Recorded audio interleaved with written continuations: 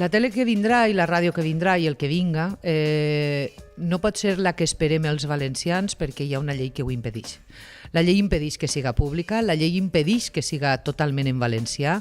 Ara podran fer-ho molt bé, però en el moment canvien les tornes podrem tindre una televisió com tenen a Múrcia o Aragó, és a dir, privada i absolutament esquilmada, i amb treballadors maltractats des del punt de vista laboral.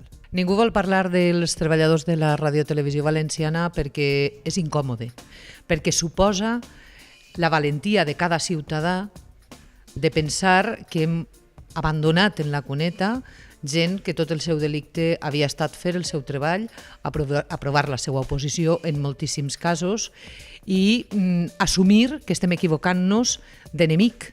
Els que robaren i les que ilmaren són els polítics i la gent que va robar. És curiós que només que paguen per Gürtel, Valmor, la visita del papa, la Copa de l'Amèrica, els treballadors i els lladres estiguen asseguts a una trona. Jo sempre he sigut molt crítica i de vegades compare la societat valenciana amb les falles.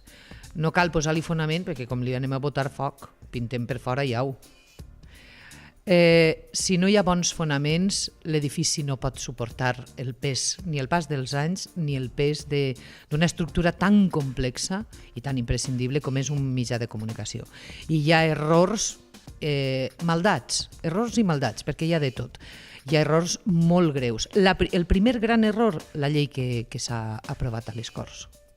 El segon grandíssim error, en aquest cas maldat, no comptar amb els drets laborals dels treballadors.